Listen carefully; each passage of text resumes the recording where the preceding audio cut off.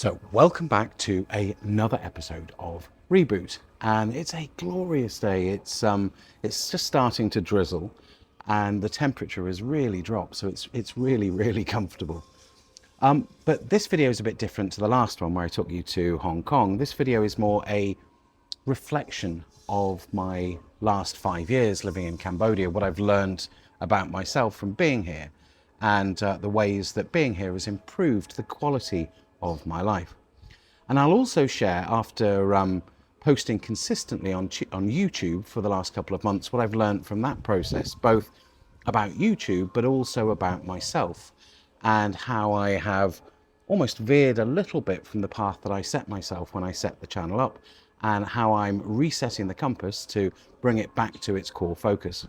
So I hope you enjoy the video, and as ever, please feel free to comment in the comments box below. I really enjoy reading and responding to your comments.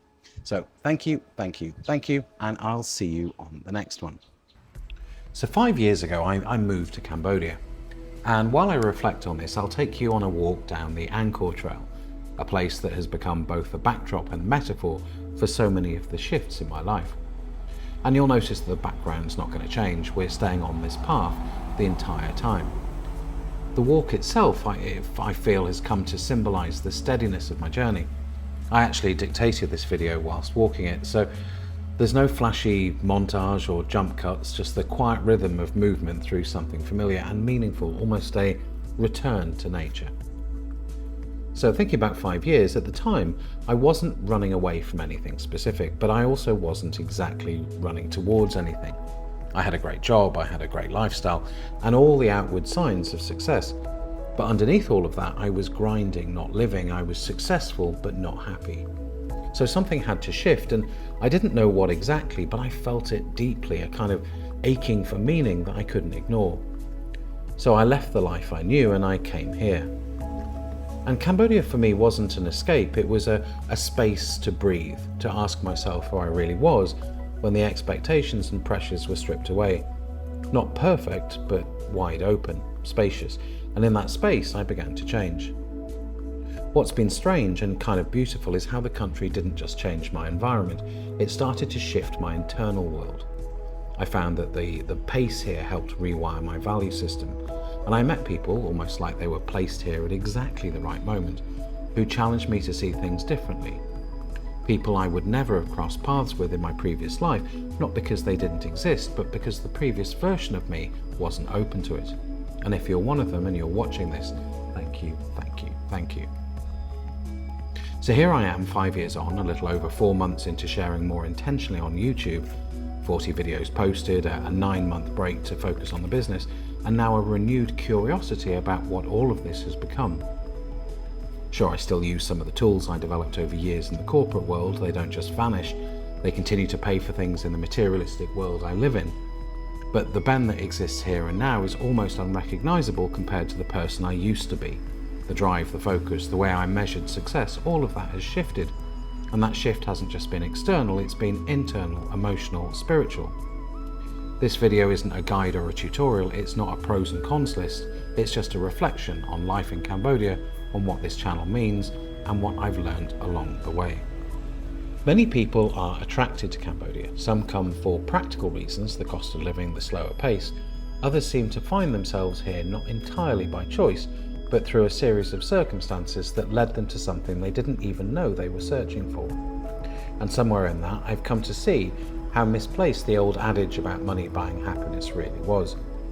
It took stepping away from it, the constant striving, the symbols of success, to realize that fulfillment doesn't follow income. It comes from alignment, presence, and meaning. And Cambodia has made that clear to me in ways that nothing else ever had.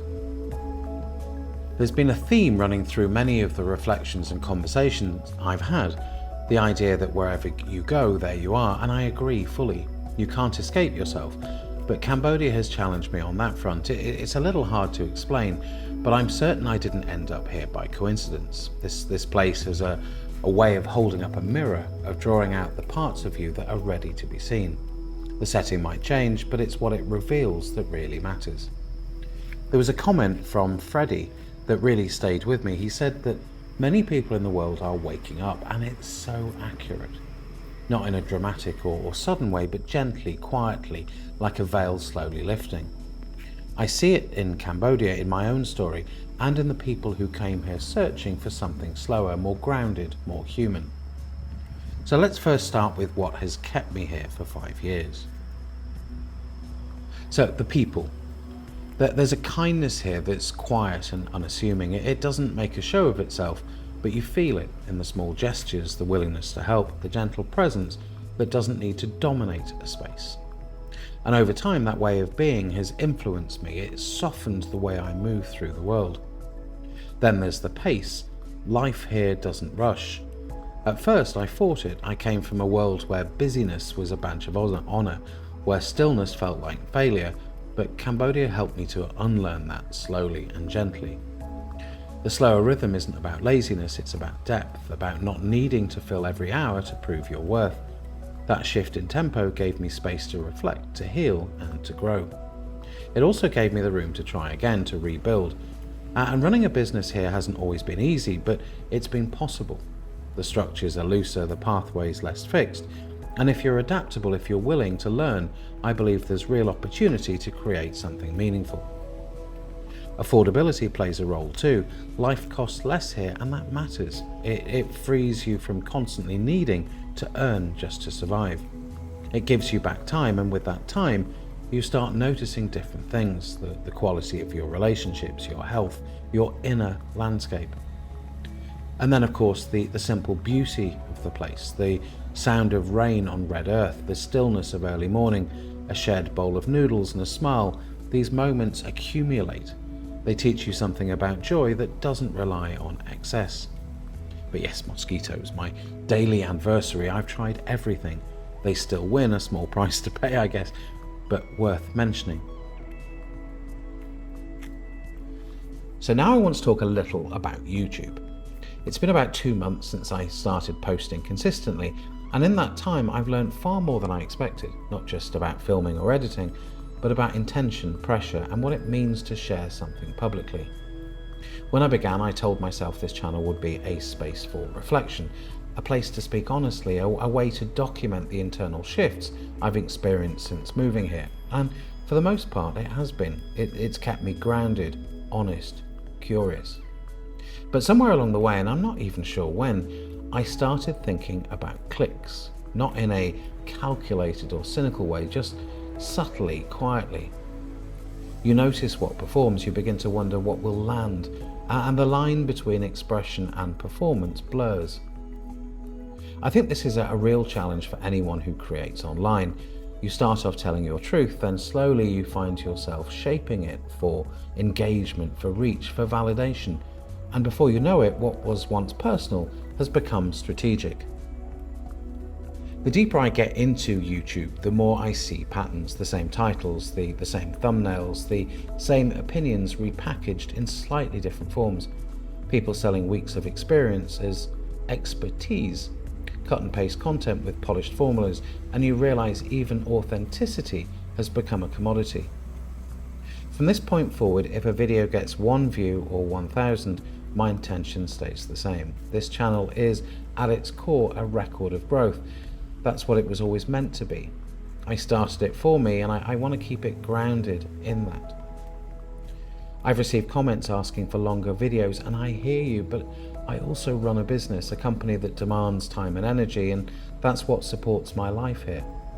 I've made commitment to partners, and those have to come first. Within those limits, I've promised myself I'll aim for 2 videos a week. When I'm traveling or tied up, I'll catch up. But I really, really want to keep showing up. This isn't a channel about making money. It never has been, and it never will be. So I'm incredibly grateful for the support, truly. In the last couple of months, the growth in subscribers and interest has been overwhelming in the best way. But I also lost my way briefly. I started paying attention to numbers, to thumbnails, to titles, and it affected the content, so I'm resetting the compass.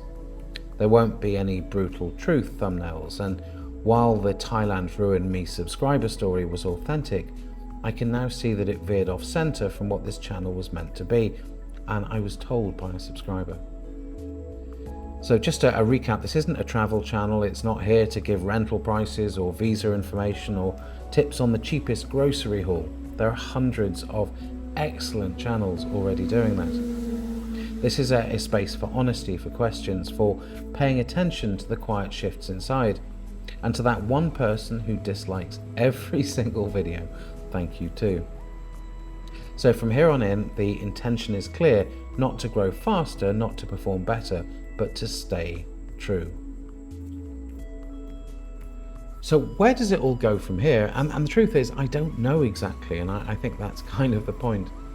This isn't a project with a 5-year plan. It's not leading to a course, a product, or a guidebook. This is just life being lived, being documented, being questioned. This trail, the one we've been walking the whole time, has come to symbolize all of that.